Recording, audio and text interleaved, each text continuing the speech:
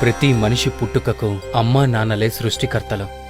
మనకి ఈ శరీరాన్నిచ్చి యుక్త వయసు వచ్చేదాకా అన్నీ తామే అయి చదువు సంస్కారం నేర్పించి అనుక్షణం కంటికి రెప్పలా చూసుకున్న వారి పట్ల సదా కృతజ్ఞులమై ఉండాలి జీవితాంతం. ఈ సమస్త ప్రపంచం తల్లిదండ్రులతోనే నిండి ఉన్నది అన్నారు శంకర్ భగవత్పదులు సౌందర్యలహరిలో. దీని బట్టి ఈ జగత్తులో అమ్మా నాన్నలకు ఉన్న స్థానం ఎంతటిదో తెలుస్తుంది. తల్లిదండ్రులు వాగ్దారుల వంటి వారిని విడదీయడం సాధ్యం కాదని అన్నాడు కాళిదాసు రఘువంశంలో. అంటే సృష్టిలో తల్లిదండ్రులకు గల శాశ్వతత్వం ఎలాంటిదో స్పష్టమవుతుంది. ఇక సకల సాహిత్యాలు తల్లిదండ్రుల ఉనికిని అత్యున్నత స్థానంలో నిలుపుతుంటే అలాంటి ప్రత్యక్ష దైవాలకు నేటి బిడ్డలు కనీస కృతజ్ఞతనైనా ప్రకటిస్తున్నారా అంటే అనుమానమే. ఏ కొందరో మాత్రమే మినహాయింపు కావచ్చు. మాతృదేవోభవ పితృదేవోభవ, మాతృదేవోభవ పితృదేవోభవ, తల్లిదండ్రులనే దేవతలుగా భావించేవాడివై జీవించు అనే వేద సూక్తులు చెప్తున్నాయి. ఈ సూక్తిని శిరస్సును ధరించి అనుసరిస్తున్నవారు కొందరైతే తల్లిదండ్రులను తమ సుఖ సంతోషాలకు అవరోధాలుగా భావించి వాళ్లను దయ్యాలుగా చూస్తూ తరిమికొట్టే అధములైన కొడుకులు లోకంలో లేకపోలేదు. పున్నామ నరకం నుంచి తమను ఉద్ధరిస్తాడనుకునే కొడుకు తాము బతికి ఉండగానే తమకు ప్రత్యక్ష నరకాన్ని చూపిస్తుంటే వీడు కొడుకా లేక యమకింకరుడా అని తల్లిదండ్రులు దుఃఖించే పరిస్థితులు నేడు సమాజంలో కనిపించటం శోచనీయం. తల్లిదండ్రుల దగ్గర ఉన్న ఆస్తిపాస్తులను డబ్బు దస్కాన్ని బలవంతంగా లాక్కొని తల్లిదండ్రులను ఇంటి నుంచి మెడపట్టి గెంటేస్తున్న కొడుకులు నేడు కనపడుతున్నారు. వీళ్లంతా నిజమైన కొడుకులేనా? అసలు వీళ్ళు మనుషులేనా అనిపించక మానదు. తల్లిని గౌరవించి ఆదరించేవారికి మానవ ప్రపంచంలోనూ, తండ్రిని ప్రేమించి పూజించేవారికి అంతరిక్ష లోకాల్లోనూ, గురువును భక్తి ప్రవర్తనలతో సేవించిన వారికి బ్రహ్మలోకంలోనూ తిరుగుండదని మనుస్మృతి చెప్తుంది. నవమాసాలు గర్భంలో మూసి ప్రసవ వేదనను అనుభవించి తనను కన్న తల్లిని అష్టకష్టాలు పడిపెంచి పోషించిన తండ్రిని క్షణంలో మర్చిపోయి తన ప్రయోజనాన్ని మాత్రమే చూసుకునే సంతానానికి నిష్కృతి ఉంటుందా? ఉండనే ఉండదు. తల్లిదండ్రుల రుణాన్ని 100 ఏళ్లపాటు సేవించినా తీర్చుకోవడం కష్టమే. ఏ తల్లిదండ్రులైనా తమ సంతానం గుణవంతులుగా రాణించాలని, తమకు ఆత్మసంతృప్తిని కలిగించాలని మాత్రమే కోరుకుంటారు. వేరే ఏదో ప్రయోజనంతో చూడనే చూడరు.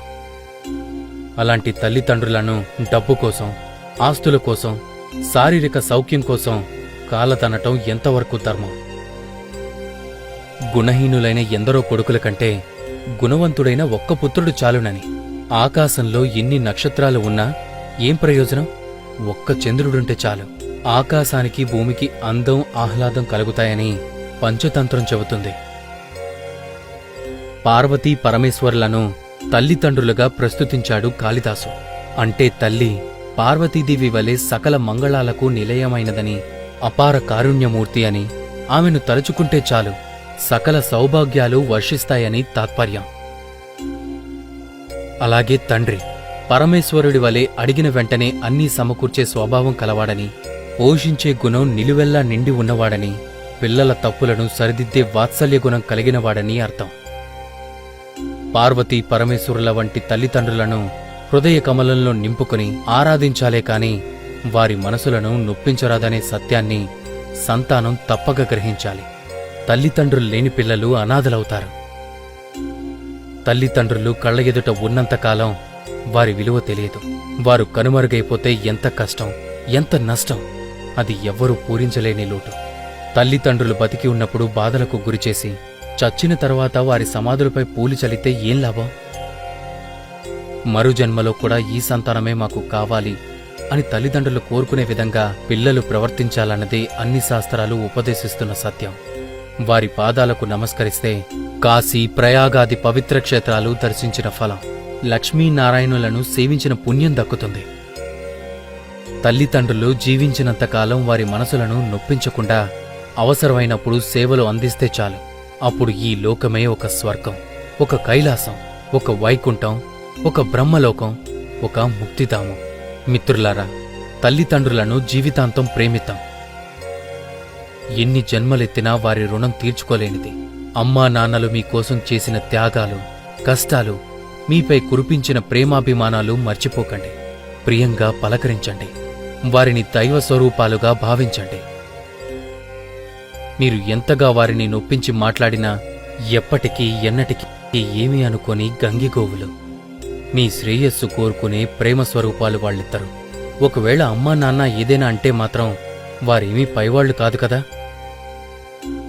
అదంతా మీపై ఉండే ప్రేమతోనే తప్ప వారికి మనసులో కోపం, ద్వేషం ఎందుకుంటుంది చెప్పండి? మీరు ఎప్పటికీ వారి దృష్టిలో పిల్లలే. చిన్నప్పుడు వారి ఒడిలో పెరిగిన ఆ చిన్నారులేగా. ఆడిన ఆటలు, పాటలు మరవకండి. అడిగిన ప్రతీదీ మీకు అందించారు. వారు తిన్నా తినకున్నా మీకు తినిపించి ఎంతో మురిసిపోయేవారు.